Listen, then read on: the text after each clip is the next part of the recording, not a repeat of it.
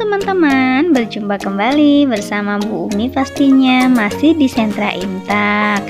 Nah, kali ini kita akan belajar apa ya kira-kira? Teman-teman ada yang tahu nggak kita minggu ini mau belajar apa? Yuk kita simak gambar berikut ini tentang apakah yang akan kita pelajari. Nah, kita lihat gambar yang pertama. Di sini ada apa ya teman-teman? Kira-kira kalau teman-teman lihat gambar ini apa ya? Nah, benar, ini adalah pasar. Pasar itu tempat orang berjual beli. Jadi, profesi kali ini yang akan kita bahas adalah pedagang. Nah, teman-teman, siapa yang orang tuanya seorang pedagang? Kira-kira pedagang itu menjual apa saja ya teman-teman? Banyak ya penjual, ada yang menjual makanan, ada yang menjual baju dan elektronik, serta yang lain-lain. Nah teman-teman, berbicara tentang pedagang atau pedagang di zaman Rasulullah SAW, ternyata pada zaman remajanya Rasulullah itu juga menekuni bidang perdagangan loh teman-teman.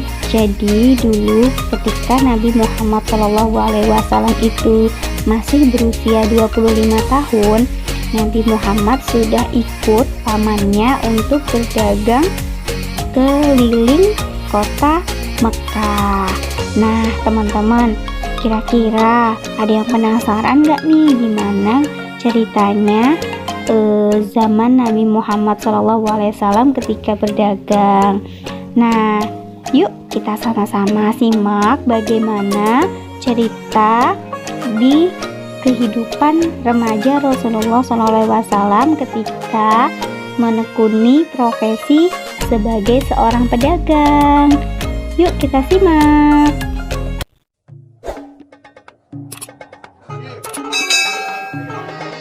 Ketika Muhammad bin Abdullah memasuki usia dewasa, nama baiknya telah menyebar kemana-mana, baik di kabilah Quraisy atau di kabilah-kabilah Arab yang lain. Di samping beliau adalah putra Abdullah, seorang pedagang yang sangat cerdas, dan cucu Abdul Muthalib, salah satu tokoh terpandang kabilah Quraisy. Beliau adalah seorang yang telah memiliki sifat-sifat yang amat mulia, yang tidak ada tandingannya, di mana masyarakat saat itu saling berlomba memiliki sifat-sifat yang buruk. Mari kita ikuti cerita berikut ini.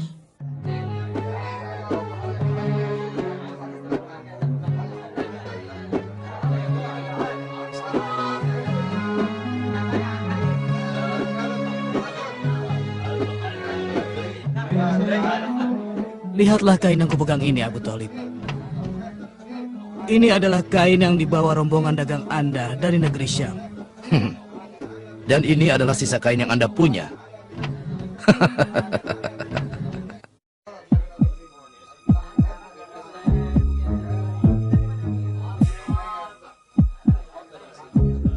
Aku dengar keponakanmu sekarang ini berdagang dan berkongsi dengan orang yang selalu mengikutinya dalam segi kejujuran dan amanah. Benarkah begitu, Abu Thalib?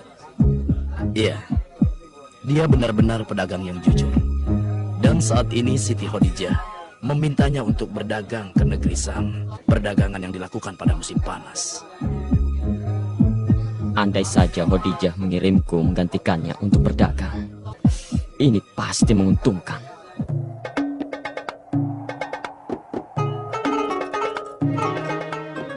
Uang ini sedikit sekali, tapi hanya ini yang kumiliki dari hasil mengembala kambing selama ini. Mudah-mudahan para pedagang bisa melipat gandakannya untukku. Aku akan menitipkan uang ini pada para pedagang agar aku mendapatkan keuntungan lebih. Andai saja aku tahu kabar Muhammad setelah dia berhenti menggembala kambing, apa yang dia kerjakan sekarang? Aku yakin dia pasti sudah dewasa sekarang ini.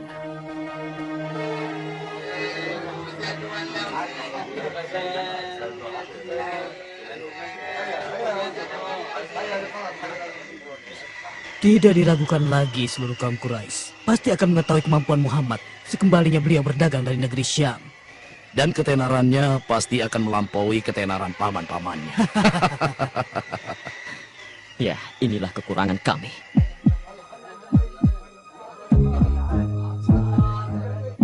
Ada apa? Maksudku, apa yang kau inginkan anak muda? Aku ini Abdullah. Apakah Anda tidak mengingatku, wahai pedagang? Aku datang membawa uangku ke sini.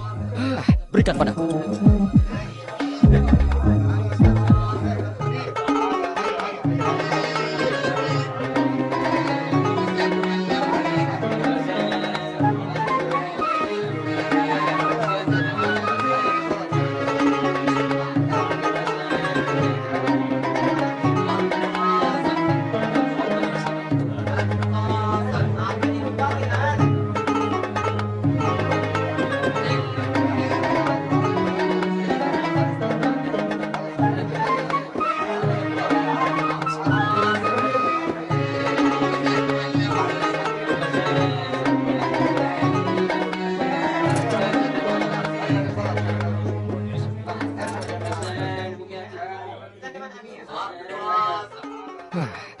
Anak muda, ada apa? Ada keperluan apa kau denganku? Aku datang untuk menitipkan uangku karena aku akan keluar kota. Kalau begitu berikan padaku. Jadi Anda adalah Said bin Abi Said, rekanan dagang Muhammad. Apa benar? Benar, orang itu adalah aku. Yang aku dengar Anda berkongsi dengan Muhammad dengan berjualan kepada saudagar yang lain dan kalian membagi dua keuntungannya. Benar, benar sekali. Dan kami tidak mencari dalam perniagaan ini kecuali sedikit keuntungan. Aku beritahukan kepadamu. Berapapun aku membelinya, aku tidak akan mengambil kecuali lebih sedikit dari aku katakan. Itulah yang dimulai Muhammad. Kalau begitu, ini uang seharga dagangan kalian. Silakan, terimalah bonus ini dariku. Tidak, Tuan. Kami hanya akan mengambil seharga dagangan kami saja.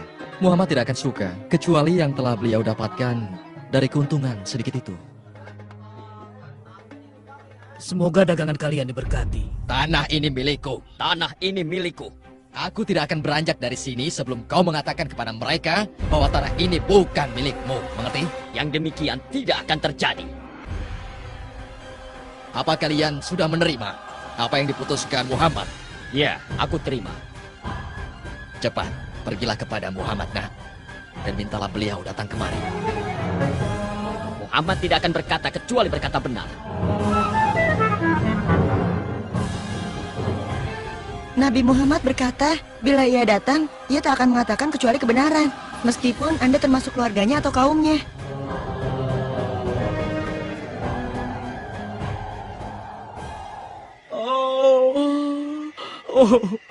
Habislah uangku. Pedagang jahat itu mengambilnya dan tidak mengakuinya. Kalau boleh tahu ada apa teman? Kelihatannya kau sedang tertimpa musibah.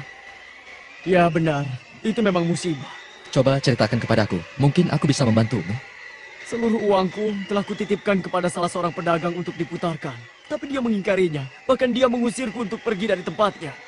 Kenapa kau tidak memutarnya kepada Muhammad? Kau pernah mendengar namanya? Muhammad? Maksud Anda Muhammad putra Abdullah? Ya, benar. Dulu kami sama-sama menggembala kambing. Dia adalah orang yang sangat amanah dan juga sangat terpercaya. Tolong beritahu aku, apakah sekarang dia menjadi pedagang besar? Tidak besar, berdagang kecil-kecilan. Kami beli barang, kemudian kami jual kepada pedagang lainnya. Dan aku adalah rekan bisnisnya.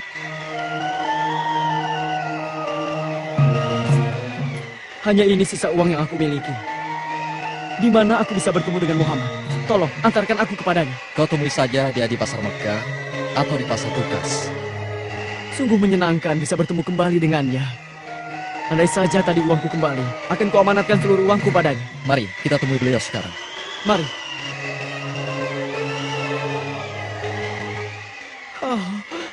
Awas kau orang licik. Awas. Dasar pencuri. Kau berkhianat pada amanat orang.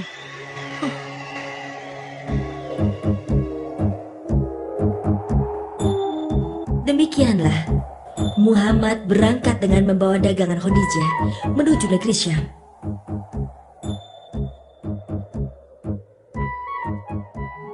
Ketika rombongan dagang itu kembali, semua orang membicarakan Muhammad dan membicarakan budi pekertinya, juga tentang jiwa pedagang yang ada padanya.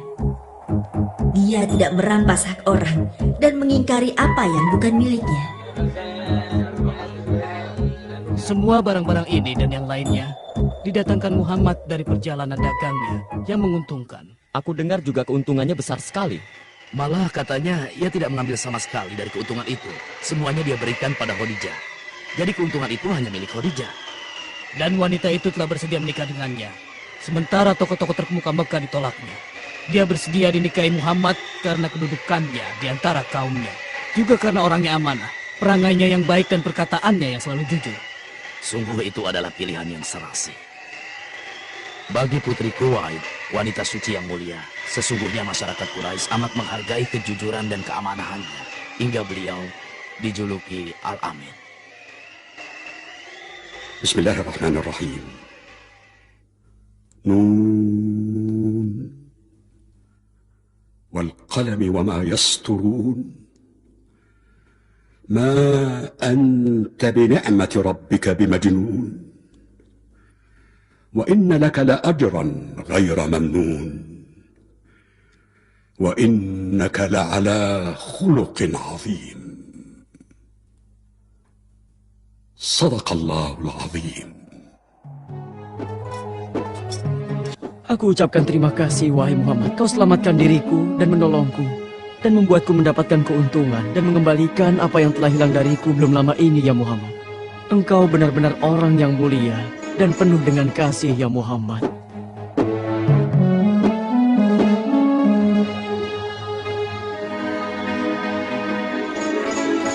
Aku lihat kau hendak menuju rumah Muhammad. Benar, untuk menitipkan uangku dan barang berharga lainnya hingga aku kembali. Oh begitu. Jadi sekarang kau sudah tidak marah lagi dengan beliau ketika dia tidak mau bersaksi kecuali dengan kebenaran. Tidak, bahkan aku belajar darinya tentang kejujuran dan sifat amanah. Permisi, Tuan.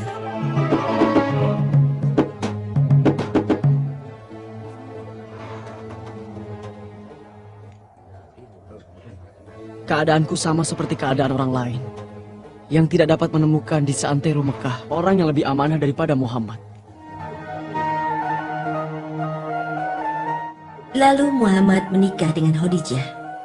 Masyarakat Quraisy turut memberkati pernikahan agung ini. Beberapa tahun telah lewat. Wahyu pertama turun membawa risalah dari langit. Bismillahirrahmanirrahim.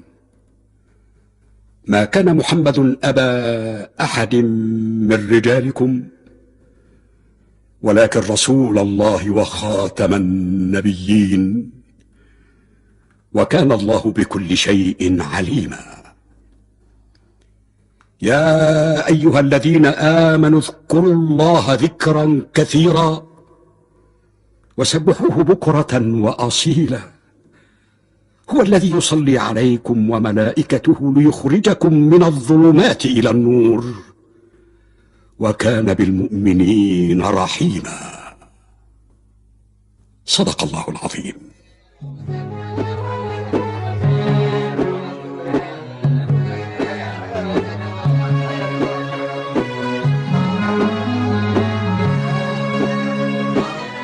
Apa kau sudah mendengar tentang Muhammad dan juga mengenai ajaran barunya? Sudah. Apa menurutmu kita harus mempercayai apa yang dibawanya? Aku mempercayainya. Karena dia tidak pernah sekalipun berdusta dan tidak pernah berkhianat bila diberi amanah. Bagaimana mungkin yang disampaikannya itu adalah dusta? Dan aku juga percaya bahwa setiap orang yang mengenal Muhammad pasti tahu bagaimana budi pekertinya. Dia adalah orang yang dijuluki masyarakat Quraisy sebagai yang terpercaya. Demikianlah dimulainya tahapan baru dalam kehidupan Muhammad. Beliau terpaksa meninggalkan rumahnya di malam hari bersama Abu Bakar As-Siddiq untuk menyelamatkan diri dari musyrikin Quraisy yang berniat membunuhnya. Dan Ali bin Abi Thalib menggantikan beliau tidur di ranjangnya malam itu untuk mengecoh kaum musyrikin. Tidur di ranjang itu bukan satu-satunya misi yang diemban olehnya.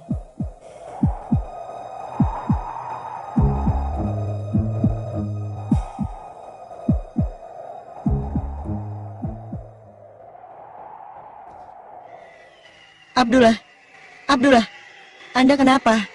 3 hari 3 malam ini Anda mengendap-endap bersama Ali lalu kembali sendirian. Sebenarnya apa yang terjadi? Iya, benar. Itu benar. Saat itu Ali sedang ada urusan mengembalikan barang-barang yang dititipkan kepada Muhammad sebagai amanat kepadanya. Oh, jadi begitu ceritanya. Muhammad telah berpesan kepadanya sebelum kepergiannya Dan selama 3 hari ini, Ali berkeliling dari rumah ke rumah, mengetuk pintu-pintu rumah untuk mengembalikan semua titipan-titipan mereka. Sekarang Anda mau pergi kemana? Dan apa yang Anda bawa? Sebaiknya kau ikut denganku agar kau tahu.